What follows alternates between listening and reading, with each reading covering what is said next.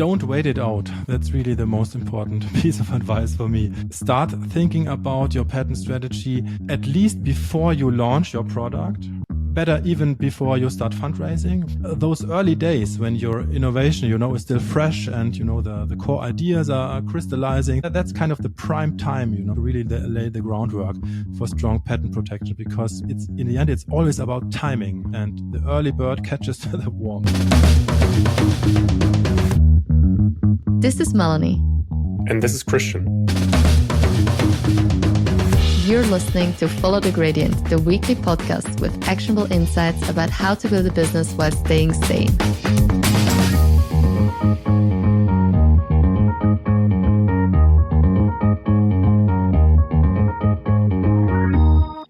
Welcome back to another episode of our Follow the Gradient podcast. Today, we're going to talk about why startups need to have a patent strategy. And patents might not be the first thing founders think about, but they can make or break a startup. Take the example of Humane, the Silicon Valley company behind the AI pin. Their product launch didn't go as planned. It got poor reviews and even had to be recalled due to safety concerns. But what's keeping them alive isn't the product itself. It's their 15 patent portfolio that's now a key bargaining chip as they look for a buyer. And it's stories like these, and also the rise of deep tech startups in Europe, which remind us why patents are more than just legal paperwork. They are strategic assets, and they can outlive a product and even save a company. And this is why we're super excited to talk to today's guest, Bastian, a European and German patent attorney who is not your typical lawyer, we would say. He's on a mission to demystify the world of patents for startup founders, especially in the exciting fields of software and AI. With his fully digital firm and over 15 years of experience, he has helped countless innovators secure strong IP protection. Bastian teaches patenting digital innovation at the ETH Zurich and was recently named one of the 50 leading tech voices by the European Patent Office. And to top it off, he's now developing an AI-powered coaching program with the goal to help founders achieve patent pending status before launch. But before we kick off, a personal message from us. We're doing this podcast as a side hustle to help people through the craziness of startup life. If you like what you're hearing, sign up to our free newsletter at followthegradient.io. There are also exclusive insights which Bastian is only sharing in this week's edition and which he hasn't shared here on the podcast. So now, without further ado, let's dive in. Welcome to the show, Bastian. It's so great to have you here to talk about startups' patent strategy.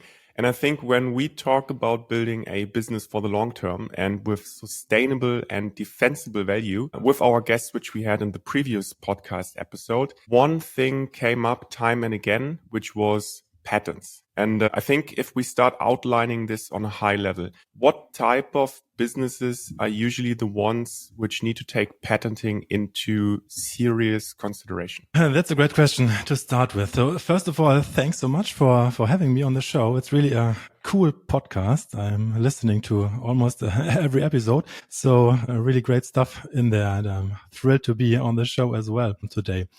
Yeah. So the question, what type of businesses should consider patents? I mean, in the end, a patent is not only, a nice certificate you can put on your wall, which kind of documents that you're a true inventor. But in the end, patents are there to make money. So if you're a founder and if you are planning to start a business, you should really ask yourself, is there money to be made? And if the answer is yes, in most of the cases, probably, chances are pretty high that someone has most probably already filed patents in your space. And so you should at least educate yourself on the topic.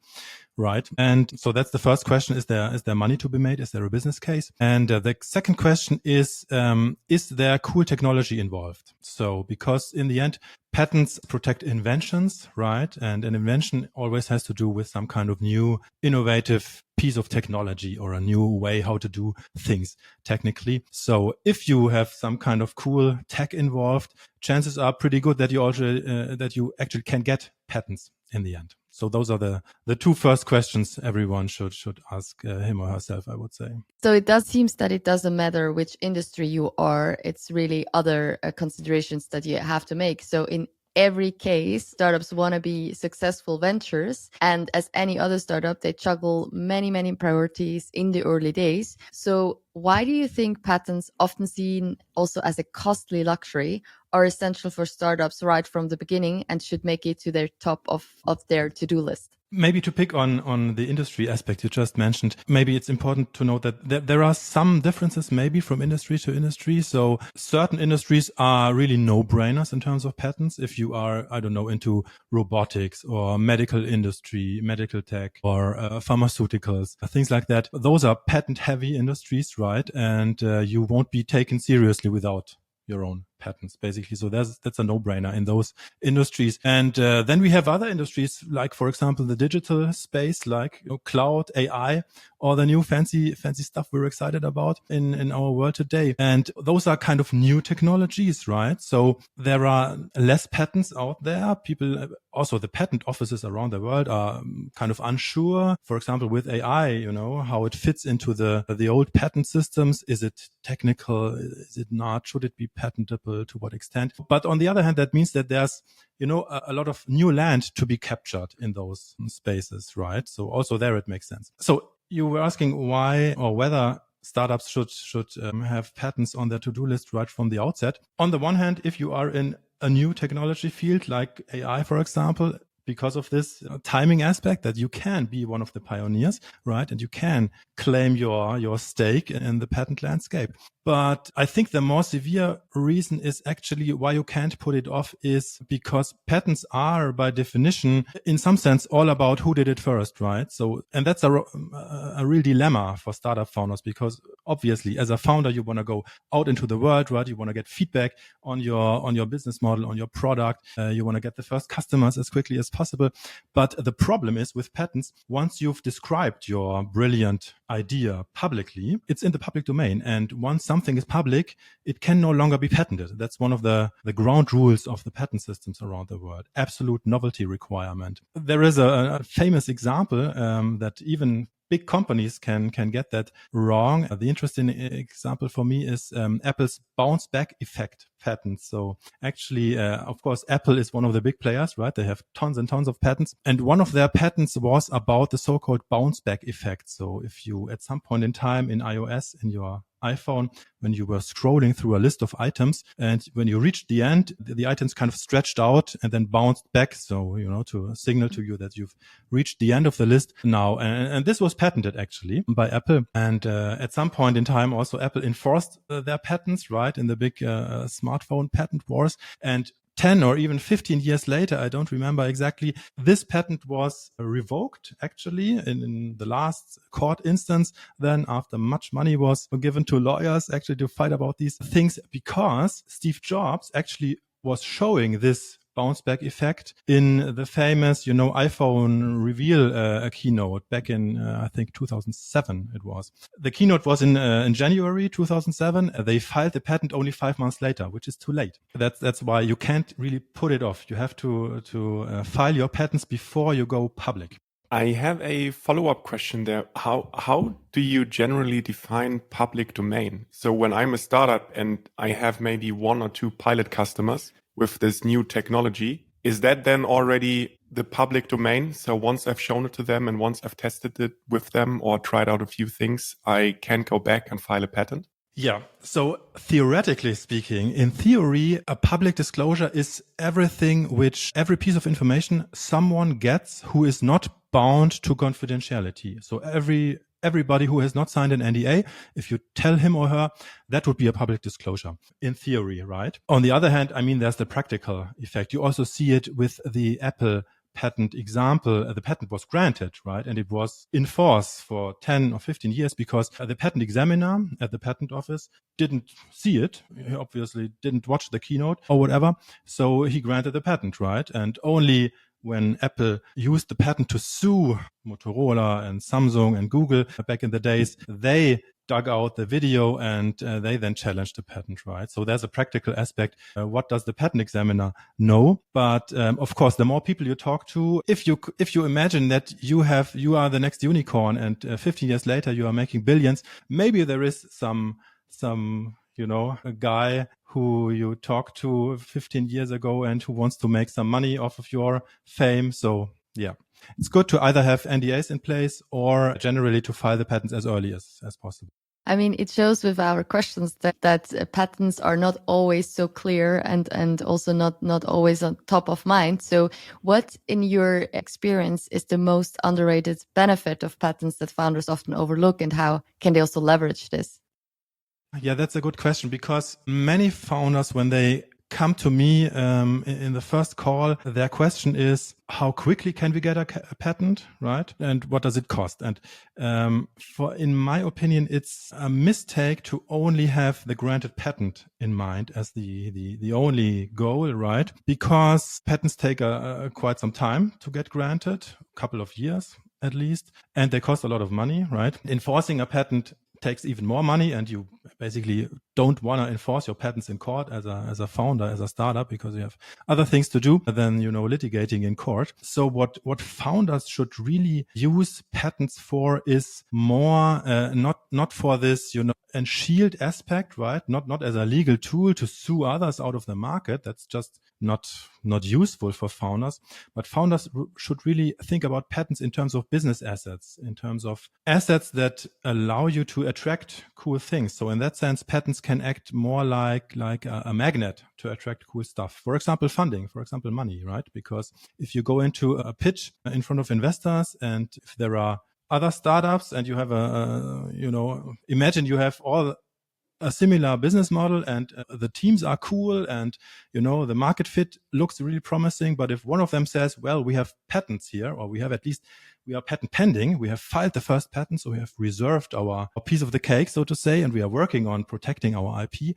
That can be one of the aspects that gives the investors then the confidence to invest in your startup. So I would say, the most overlooked role of patents is really this aspect, this completely non-offensive aspect of attracting business value, also reputation, or even talent. And you mentioned these points on patents can sometimes be a shield or a generator of value. And for me, as a non-technical person, for instance, or someone who rarely has worked with patents or stuff on that topic, this is how I kind of saved it in my head. Okay, it's a shield of something, or it's a generator or a capture point for value. Can you expand on this a little bit and what this could mean, and then what this could mean in terms of how you just said it? It's actually a business asset. Yeah, actually, I like to think about patents in terms of even more metaphors and even more, effects. So one is shield and sword, one is magnet, and one is a generator of value. I'm going to tell you what I mean by that. So the shield and sword thing we just talked about, right? It's really this fundamental aspect of patents, that patents in the end are, of course, legal things, legal tools, which allow the patentee, the owner, to exclude others from commercially using the patented invention. And if the others do not stop, you can sue them in court, right?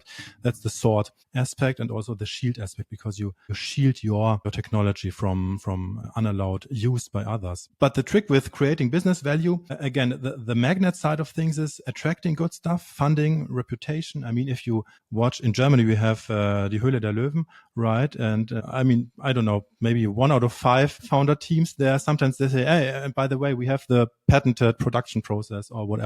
There, the investors generally like that. So that's a good sign that builds on your reputation, that shows that you have something innovative going on here, right? And even talent also. I mean, in certain industries, it's quite on vogue that you have, you have patents to really demonstrated that you are the technology leader, and also in certain technology areas, the developers want to be mentioned as inventors on patents, right? To have to put it into their so that's kind of the magnet aspect, right? Attracting good stuff by means of patents. And then there's the generator effect. This is again something different. This is not so much about protecting existing value, which you are building anyway. So not only protecting your product, with a patent. That would be the shield aspect.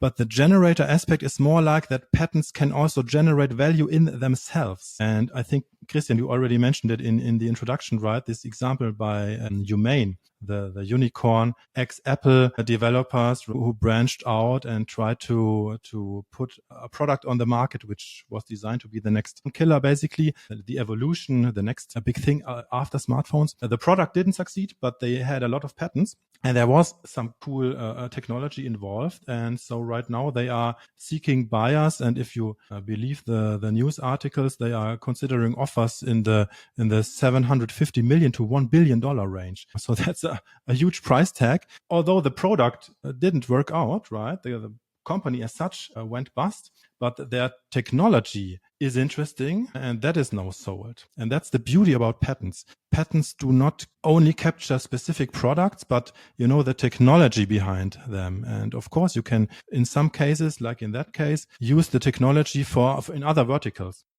Now, we both had a lecture together, and there I also learned about the concept of freedom to operate, which refers to ensuring that your startup can commercialize its products without infringing existing patents. And as I understood it, it's both a risk management and a competitive strategy. Can you explain for those who haven't attended this lecture a bit more about what is behind the freedom to operate, what it means for startups, and how they can find out whether this applies for them?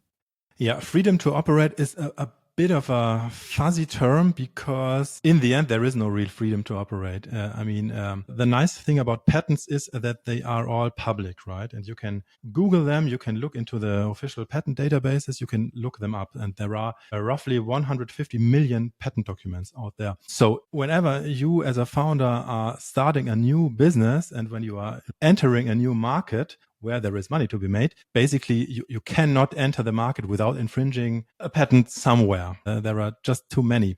But still, freedom to operate is exactly as you said, is the process of looking at competitors' patents and assessing the risk. Are we infringing them? Do we have a problem with third-party patents? Yeah, you still need to have, although you might not be able to start a product without infringing a single patent, still have your competitors on the radar. And sometimes this is even demanded by investors.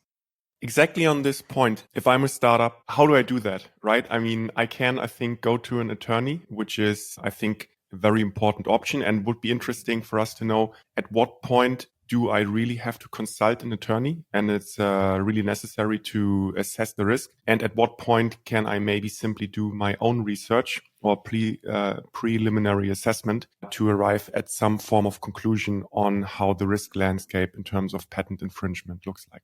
Of course, you can do your own investigations, right? You can do your own search because, as I said, all the patents are public information, right? You can find them. For starters, you just go to Google Patents. So Google has an own branch search engine just for patent documents, and you can just search for keywords about your technology or maybe search for your competitors' names, right? Every patent has an owner and assignee on the title page, so you can also look for companies, and then you can just have a read. The problem, though, is that if you just go, by keywords and just have a broad look, or when you are looking for patents by, I don't know, Apple, for example, you might find a couple thousand probably. So it doesn't make sense to read through all of them. That's not practical. And that's also the problem with an FTO. It can never be complete because you always have to drill down in some sense with some kind of search filters, right? And there's always a risk that you miss something because also patents in the end are documents. It's just a text, it's language, but it describes, complex technologies. And so the wording is, quite can be very different from patent to patent. And so you can never be sure that you not miss a patent. So at some point it makes just sense to talk to a patent attorney. But on the other hand, I would like to mention that FTO is maybe really a question that comes on the table not really from the outset. Maybe I would not recommend to do it first thing on your own, just to know what's out there, but really when you are talking to investors who want it. To make it even more concrete, I remember that you talked about the startup RobCo, which has a fascinating journey. So RobCo minimized risk by conducting thorough FTO analysis. And how can startups efficiently conduct their own FTO checks, and what should they look for? It's interesting to talk about RobCo a couple of minutes, because that's really one of the big success startups in Germany. So I studied computer science originally from TU München, and one of the RobCo founders is also from TU München, from the mechanical engineering department. So RobCo is a spin out of the mechanical engineering department, and so the founder Roman Hölzel once called me up and said, "Hey, we have this startup going on, a very early phase, and now we are actually in discussions about a seed investment with Frank Thelen and his venture capital company Freigeist Capital." And Frank Thelen knew actually that robotics, so RobCo is about clever AI controlled robots, industrial robot arms. Freigeist and Frank Thelen, they knew that robotics is a very, very patent heavy industry. And so they were asking RobCo, well, if we invest, and it was about 3.5 million seed investment on the table, if we give you the money, how can we be sure that you can even put your product on the market, right? When there are big players out there in the robotics industry, like ABB, KUKA, who have tons and tons of patents, can they just sue you out of the market? And so what we did here is actually we did an FTO right from the outset. And we looked at patents, and in the end, we came to the conclusion that there are no real roadblockers. And so in the end, Freigeist was satisfied, and they were confident enough to make the seed investment, right? And then RobCo also took the other side into account and also filed their own patents, right? Because not infringing foreign patents, checking that, right, with the FTO is one thing, but then building your own protection portfolio is the other side, of course. And RobCo did both very well. And today they are really, really successful. I've recently been to a conference where a space tech founder talked about the fact that they would never file a patent because they want to avoid exposing core technology to their competitors, which are also states and stuff like that. So it's a really high stake. What is your take on patents versus keeping production secrets? Yeah, that's something to keep in mind, because also one of the fundamental rules in patents is that there are no secret patents, right?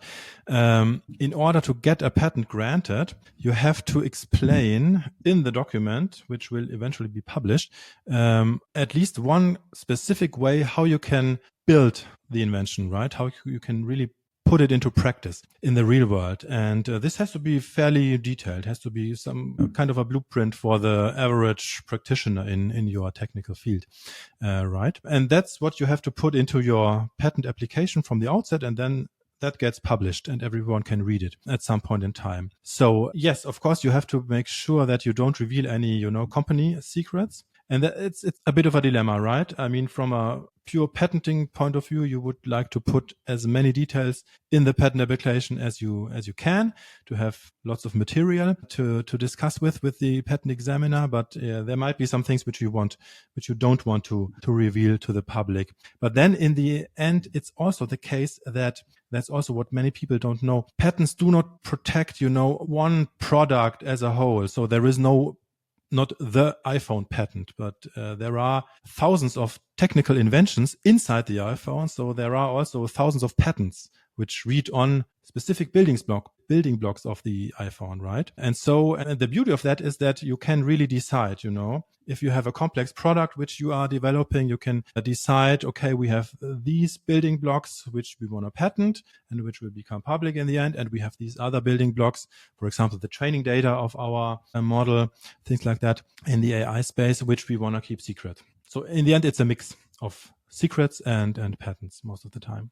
And I'm wondering, especially about the points on the public domain, and that once you have patented something, it's not a secret anymore. So many deep tech startups, right? They originate from research at university, especially if you think here about the universities in Zurich, in Munich, in Karlsruhe, right? One key element of the research is obviously that you write papers and you submit papers, and maybe also want to do it to some famous journals. But how would this, or can this actually impact your long-term patent strategy or your, let's say, freedom to file a patent and have it granted, if you've submitted research on this topic before and maybe wrote about new production techniques, which may be possible, which you maybe later on want to patent once you've completed your studies and started your venture?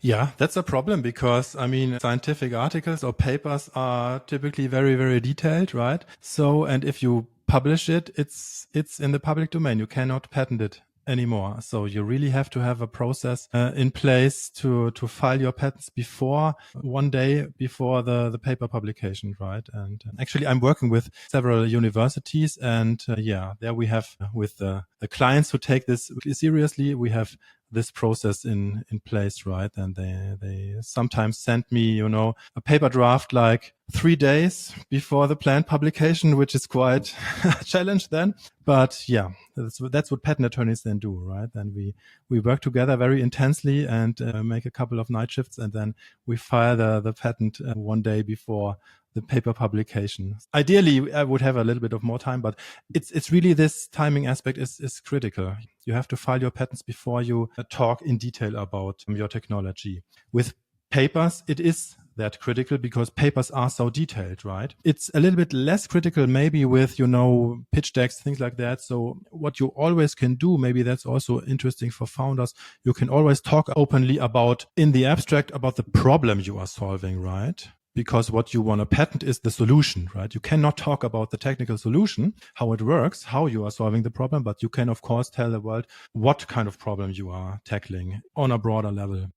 One recurring theme that we hear is that patents are only for tech giants or life science. What's the biggest misconceptions you've seen startups have about patents, especially in software or AI? Because they're and I found it very interesting that you were mentioning that right at the beginning, that it's also about AI, where patents are playing a huge role. And there you have this black box issue in AI models. So how do you demystify this conception, and also how do you guide startups to protect such innovations?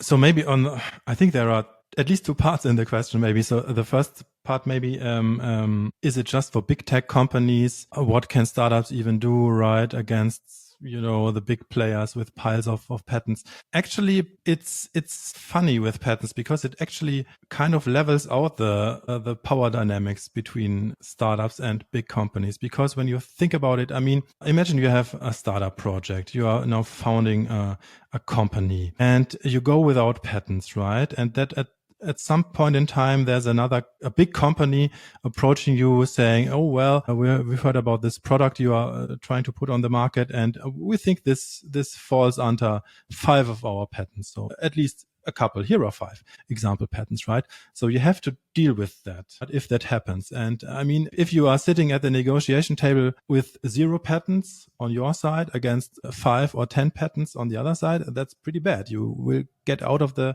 negotiation room with a pretty bad deal, right? But if you have at least 1 patent, one is really much, much better than 0, then it's a bit declining the benefit, right? So 2, 3 is good, then 5 or 6 even doesn't play so much of a role. But the difference between 1 and 0 is really, really crucial, because the situation is oftentimes that the big players, they might have certain, let's say, foundational patents, on foundational parts of the technology, and patents always have a maximum lifetime of 20 years. So those foundational patents held by the big guys, so to say, they typically have 10 years lifetime left or something, right? And you are the innovator as a founder by definition. So if you have a freshly filed patent application on the, the next level technology in your space, that has a maximum lifetime of 20 years still. So in that scenario, sometimes you can get into some kind of cross licensing scenario in the end, right? That you can say, okay, big player, we might need to use your patents, right? Your foundational patents, but those the one of them runs only 5 years, this one only 10 years. And we have the next level. We would allow you to use our technology for the next 20 years. And so, you can really, in the end, patents are like poker chips in that sense.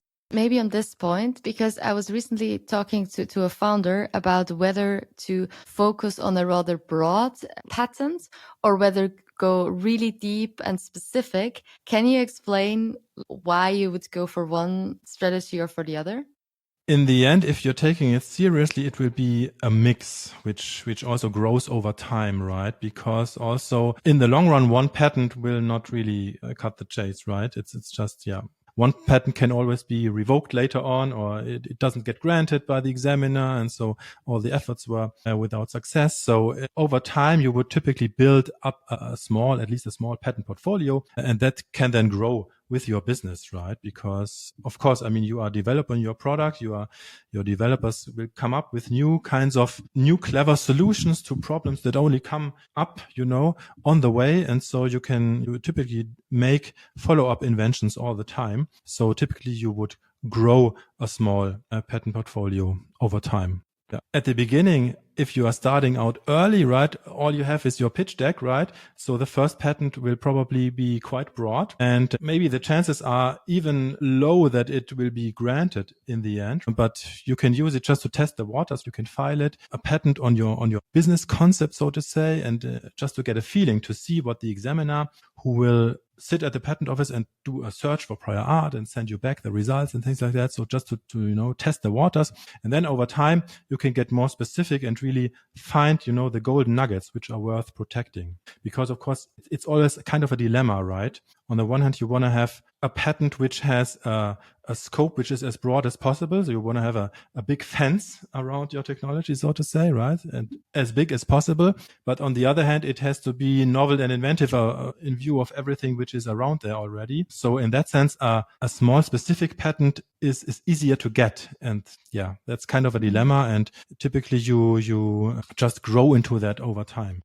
So you would say when I, as a founder, ask myself whether my innovation is patentable, you'd rather test it out by just filing it and then see what the feedback is and then kind of adapt? Or how do you know whether your innovation is really protectable? In the end, you will only know when the patent examiner, the patent office, puts the stamp on your document and says, okay, now I'm granting it. Only then there's absolute certainty. Of course, you could do a patent search beforehand, before you even ask a patent attorney, before you file your patent application. But of course, that makes sense, right? And on the other hand, I mean, if you are founding a startup, I mean, I would assume that you know your technology domain and you know who is active there and you know the key publications, things like that. So probably you are the best source for prior art, right? And so I would really work with that and I would not invest money in patent searches right from the beginning, because in the end, that's really the job of the patent office then. And you are paying the patent office anyway to examine your patent. And now in the days of AI and a lot of technologies being digital, how do you look at patents and digital technologies? What mistakes do you see startups make when they navigate that space? One of the biggest misconceptions is actually this stubborn, never dying misconception that software is not patentable. So why should we care anyway? So that's around, I hear it every day almost. And yeah, it's just wrong, because there is patentable software and there is software which is not patentable. The question is just the fact that it's software is just one of the vehicles of an invention, right? If you have an invention, it's patentable, and it doesn't matter if it's implemented in software or in hardware so much, right? What you always have to ask yourself is, what is your software doing if you're a software startup? Are you solving a technical problem? That's the first absolute hurdle to a patent, right? So for example, if you're doing, I don't know, predictive maintenance in packaging machines, yeah, or if you do it like RobCo, if you have an AI model that controls your robot arm particularly great, then that is technical software. You are solving a technical problem and your software is patentable. On the other hand, if you do some purely non-technical stuff, then that software is not patentable. So in that sense, yeah, there's two sides to it. But of course, there is no strict middle line, right? And therefore, yeah, I would say in general, I think many people are surprised that actually software is more patentable than one might think, basically. We were touching upon this topic already, but how should startups handle a situation where they might accidentally infringe another company's patent? What are the first steps they should take? How can they solve that? if you, as a founder, if you come across a patent and you think, oh my God, it reads completely dangerous and oh my, that's exactly what we want to do. Yeah. The first step is, of course, to stay calm, right? Don't panic. Sometimes it's that's also the funny thing with patents. Sometimes it's not even a granted patent, but only the published patent application as it was originally filed. So it's more of a wish list, which the patent applicant had filed, but maybe it was never granted, right? You would have to look that up. Maybe it's only, I don't know, a patent which is valid in a certain country, because patents in the end are national rights and you are active on other markets, right? So there's a lot of things to check to see whether you are really infringing the patent, whether you really have a problem with it. But if it's the case, yeah, you have to deal with it, right? If you are early on, you could maybe try to design around, right? But there you would have to take the help of a patent attorney to really figure out what is really covered by this patent and how could you maybe tweak your product a little bit to work around. Yeah. But if there's no way to work around, there is then still the next stage would be to do a top-up search for prior art, right? In that scenario, it makes sense to do a prior art search then, because yeah, you could have, if you find some killer prior art, which the patent examiner didn't have, right? You can just keep it in your drawer. And if ever the patentee, the patent owner would come to you, could say, look, here I have some prior art which the examiner didn't find, but which kills your patent. So there's a whole cascade of things you can do. Can you quickly explain again what you mean with prior art and having that from what the patent officer didn't have? Yeah, like in the Apple example, if the patent examiner granted this bounce back effect patent, but if you saw the keynote, right, and you know Steve Jobs revealed that feature half a year before the patent was filed, that's what I call prior art. So some pre-publication of the inventive concept, which can be used to challenge the patent. To wrap things up, if you had to distill everything into one piece of advice for founders who are listening, what would you say about starting a patent strategy? I would say don't wait it out. That's really the most important piece of advice for me. Start thinking about your patent strategy at least before you launch your product, right? At least. Or better, even before you start fundraising, right? And even better, right from the outset, right? Those early days when your innovation, is still fresh and, the core ideas are crystallizing, things like that. That's kind of the prime time, to really lay the groundwork for strong patent protection, because I hope that was clear in my examples. It's in the end, it's always about timing, right? And the early bird catches the worm. That's really the case with patents. So it's if you're early on, it's much easier and more, in the end, also more cost effective to build up a patent portfolio rather than to wait it out and then to try to catch up later on. That's costly, and many things are even impossible later on. So don't wait it out. Educate yourself. Maybe search for some patents in your technology domain. You just use Google Patents and look up your competitors and read through a few patents to make yourself, comfortable with the wording. And then let's just get in touch with a patent attorney. Thank you so much. We would actually have a ton of more questions, but our time is already up. So last question, how can people reach out to you or even meet you in person? LinkedIn, of course, right? I'm quite active on LinkedIn, so feel free to connect. I also have a weekly-ish live stream on LinkedIn where I always unpack, one question about patents, about AI, and mostly both. So that's one way to reach me. Connect with me on LinkedIn. And if people are really serious about starting their patent journey, of course, I'm a patent attorney. We can work together. And as a matter of fact, I'm just currently developing some kind of a new coaching program specifically designed for startup founders, because I realized that, the old ways how most patent firms operate is maybe a little less compatible with how founders are thinking and are working. So I'm trying to set up a specific coaching program, which kind of uses a mix of AI, generative AI. You can do lots of cool stuff there in the patent space, and one-on-one coaching with me. And it's designed for absolute patent beginners. And the goal of that program is, to get you really from zero to your first patent application, patent pending status in ideally just something like 3 to 4 hours of time investment by the founders. That's my goal. The coaching program is under development. So maybe we can put a link into the show notes for people to get on the waiting list. It's going to be there soon. We will definitely do that, and it will be accessible in the show notes and in our newsletter. Bastian, thank you so much for your time and being on our show. We really appreciated your points and explanations, and I think it will be helpful for many founders out there. Thank you very much. Thanks so much for having me. It was great fun. Thanks.